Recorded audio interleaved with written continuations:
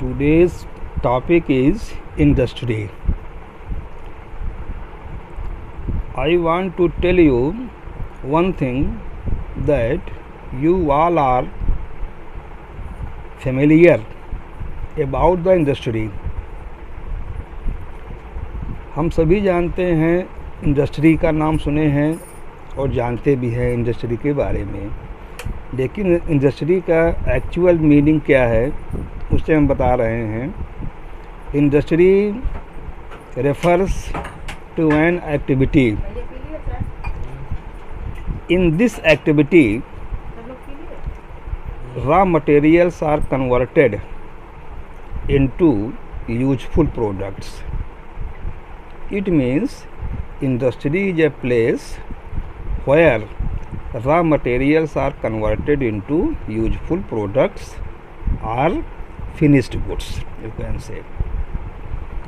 Industry is also related some activities, that is rearing and reproduction of animals or other living species. The meaning of rearing and reproduction of animals, it will be clear after some times. Wait it. The term industry is used to a group of firms. कई firm मिलकर के group बनाते हैं. And this type of firms, जो सभी मिलकर के एक फर्म बनाते हैं, दे प्रोड्यूस सिमिलर, एक जैसे, and related goods. We take an examples. If we talk about textile industry, under textile industry all the production are related to only cloth manufacturing. Another examples we take cement industry. Cement industry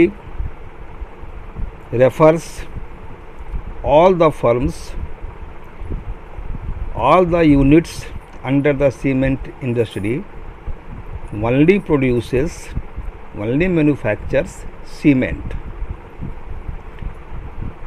Even all, we have to tell also that industry can produce, industry produces two types of goods, mainly consumer goods or capital goods. Consumer goods are those goods which are consumed by consumers. Dear students, we all are consumers.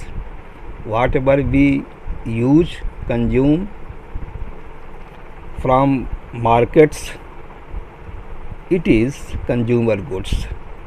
Second is capital goods, to whom we say industrial goods. Capital goods को हम industrial goods भी कहते हैं. Industrial goods are those goods which are produced by industry for the industrial purpose, such as machinery is used in industry, cement etc. tools भी हम ले सकते हैं. These are capital goods or industrial goods. ये ऐसे goods हैं जो industry द्वारा प्रोड्यूस किए जाते हैं.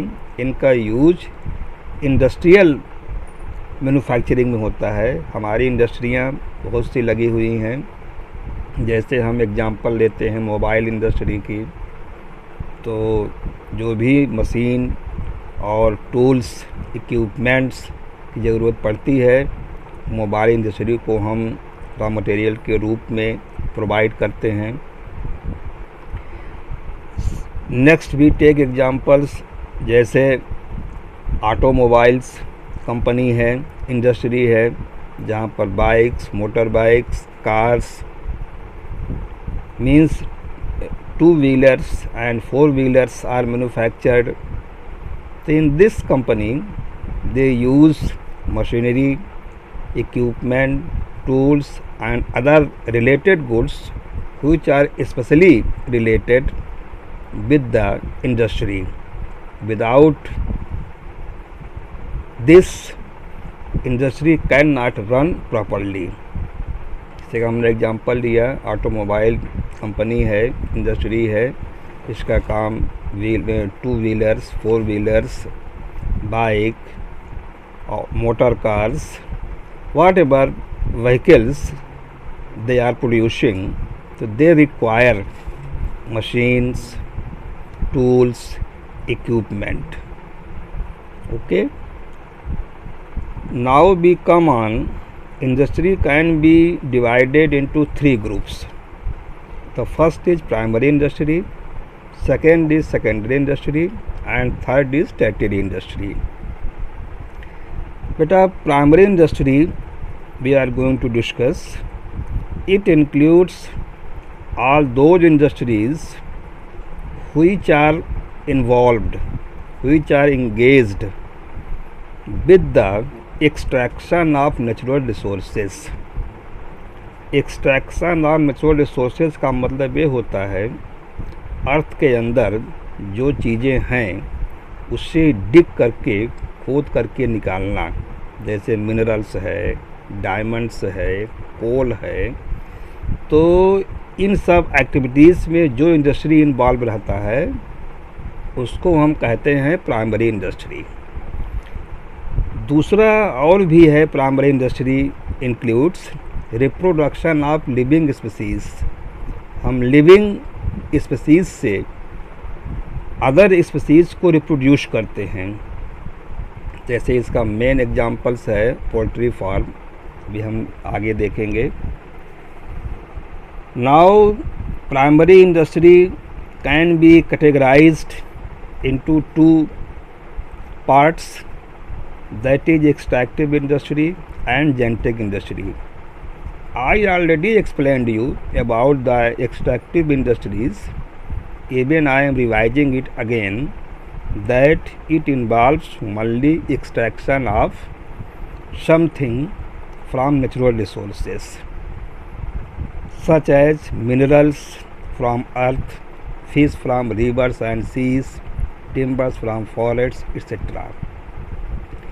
These extractive industry directly provides raw materials for other industries. ये जो एक्सट्रैक्टिव इंडस्ट्रीज़ हैं ये दूसरे इंडस्ट्रीज़ के लिए सीधे सीधे रॉ मटेरियल, जिसको हम कहते हैं कच्चा माल, ये सप्लाई करते हैं। Second is genetic industry. This industry is involved with the rearing and breeding of living organisms. We take an examples and it will be clear the meaning of rearing and breeding of living organisms. If we take an examples like rearing of cattle for milk, it means हम पशु जैसे buffalo है, काऊ है, गोट है, इनको हम पालते हैं, जिसको सब मिला करके इनको कैटल कहा जाता है। They gives us milk and these cattle holders opens dairy farms. Another example is poultry farms where hens are domesticated means पाले जाते हैं, and they produce chickens, then eggs, etc. This is the breeding of living organisms, and many more examples under the genetic industry are also included in genetic industry, that is growing fish in ponds, तालाबों में मछली पालना। तो इतने सारे examples हैं जो genetic industry के अंतर्गत आते हैं और हम इन्हें जेनेटिक इंडस्ट्री में इंक्लूड करते हैं। ओके।